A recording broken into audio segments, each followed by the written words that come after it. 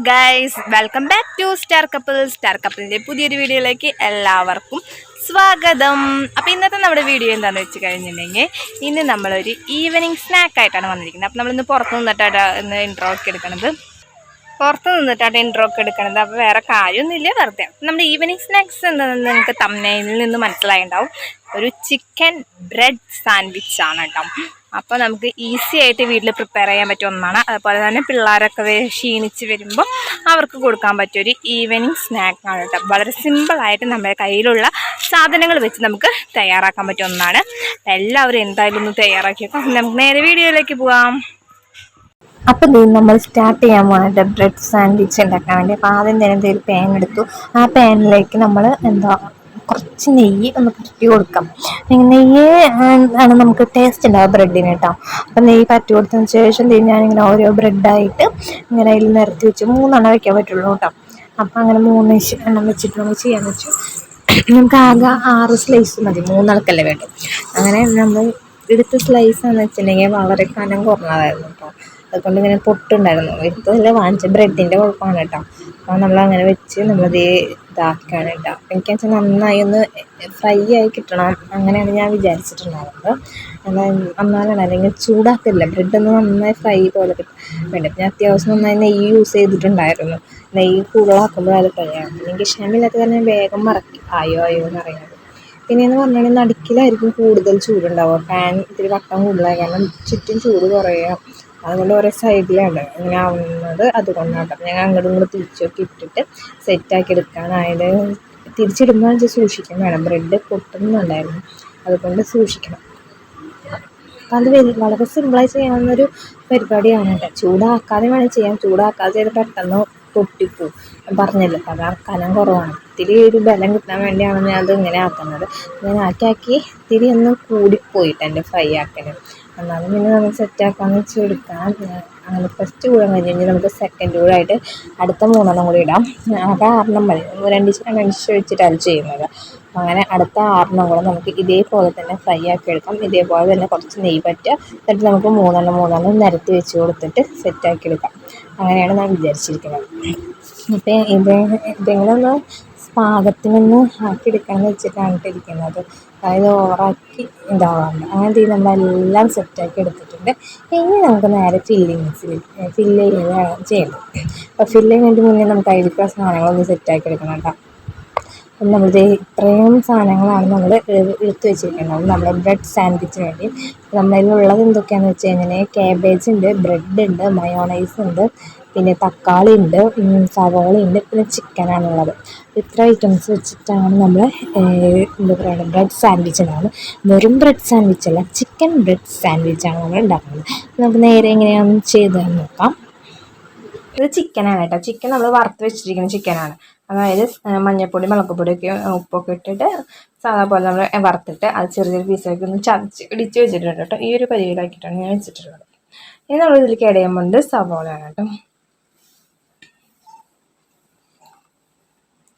ആവശ്യമുള്ള സവോള കുറച്ച് ഞാൻ ആഡ് ചെയ്ത് കൊടുത്തിട്ടുണ്ട്.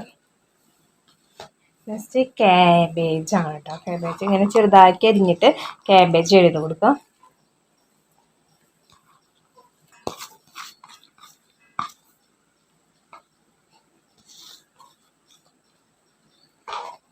പിന്നെ നമ്മുടെ തക്കാളിയാണ്, അപ്പോൾ അത് ഇടയിൽ കൊടുക്കും. ഒരു തക്കാളി ഞാൻ എടുത്തിട്ടുള്ളൂ. ഇനി നമ്മൾ ഇടയിൽ കൊടുക്കുന്നത് ഇതിലേക്ക് ആവശ്യമുള്ള കുറച്ച് ഉപ്പാണ്. അപ്പോൾ ഉപ്പ് കഴിഞ്ഞാൽ ഇത്രയാണ് ഇടയിൽ കൊടുക്കണുള്ളൂ, അധികം ഇടയിൽ കൊടുക്കണ്ട. ഇടയിൽ കൊടുക്കണ്ടെന്ന് പറയാൻ കാരണം വേറെ ഒന്നുമല്ല, നമ്മുടെ ചിക്കനിലൊക്കെ അത്യാവശ്യം ഉപ്പ് ഇട്ടിട്ടുണ്ട്. അതുകൊണ്ട് ഞാൻ അധികം ഇടയിൽ കൊടുക്കാത്ത.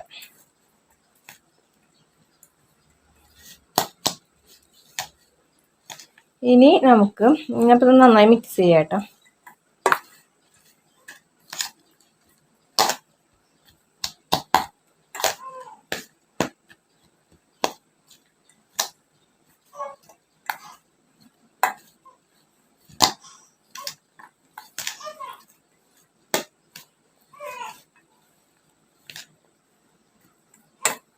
ഇനി നമ്മൾ മയോണൈസാണ് ആഡ് ചെയ്യാൻ പോകുന്നത്. മയോണൈസ് നമ്മൾ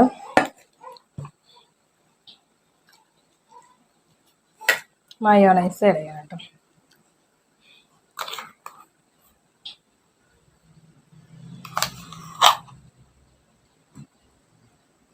കുറച്ച് ആഡ് ചെയ്തിട്ട് നന്നായി ഇളക്കുന്നു.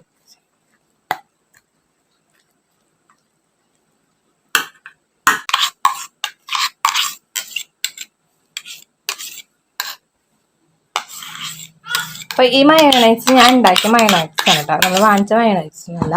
അപ്പോൾ ഈ മയോണൈസിൻ്റെ ലിങ്ക് വേണമെങ്കിൽ ഉണ്ടാക്കണതിൻ്റെ റെസിപ്പി വേണമെങ്കിൽ നിങ്ങളൊന്ന് കമൻറ്റ് ബോക്സിൽ കമൻറ്റ് ചെയ്താൽ മതി. അപ്പോൾ ഞാൻ അതിൻ്റെ റെസിപ്പി ഷെയർ ചെയ്യാം കേട്ടോ.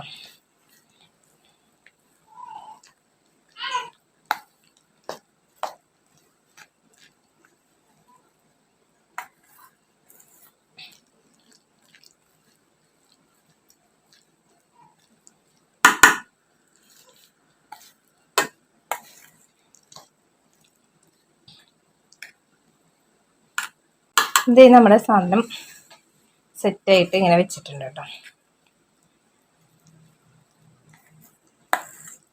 ഇത്ര ചെയ്യണ്ടോ. ഇനി നമുക്കിത് ഫില്ല് ചെയ്യാം. അപ്പോൾ നമ്മൾ 2 ബ്രെഡ് എടുക്കണം കേട്ടോ. ഇവർ തമ്മിലൊന്ന് ടോസ്റ്റ് ചെയ്യാൻ പാടില്ല. അപ്പോൾ ഞാൻ ഈ ഒരു ബ്രെഡിൽ ആദ്യം കുറച്ച് മയോണൈസൊക്കെ ആക്കി കൊടുക്കാം.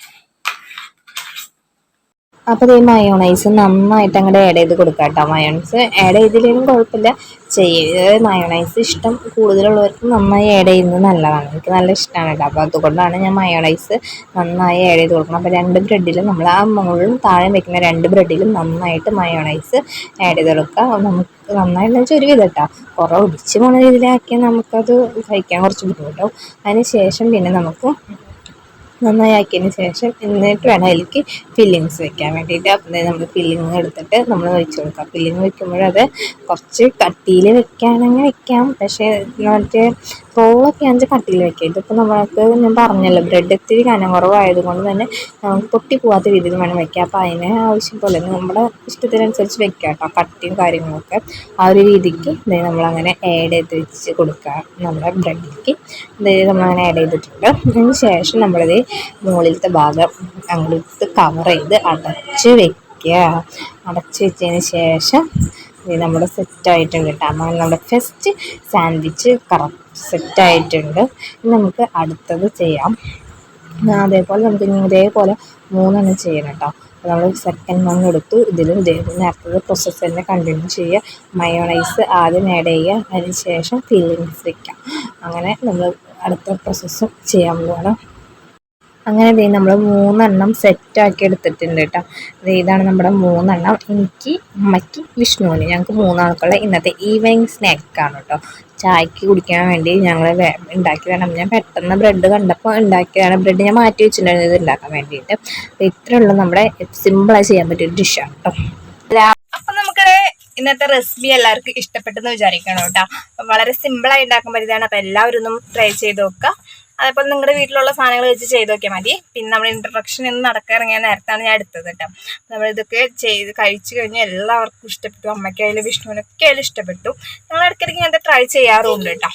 എല്ലാവരും എന്തായാലും ഉണ്ടാക്കി നോക്കുമെന്ന് വിചാരിക്കുന്നു. നിങ്ങളുടെ പിള്ളേരെ വെക്കേഷൻ അടിച്ച് പൊളിക്കുമ്പോൾ അതിൻ്റെ കൂടെ നല്ല നല്ല ഫുഡുകളും ഉണ്ടാക്കി കൊടുക്കുക പിള്ളേർക്ക് കേട്ടോ. അപ്പോൾ അത്രേ ഉള്ളൂ ഇന്നത്തെ വീഡിയോ. നമ്മുടെ വീഡിയോ ഇഷ്ടപ്പെട്ടാൽ ലൈക്ക് ചെയ്യുക, ഷെയർ ചെയ്യുക, സബ്സ്ക്രൈബ് ചെയ്യുക. പുതിയൊരു വീഡിയോ വരുന്നവരേക്കും ബൈ.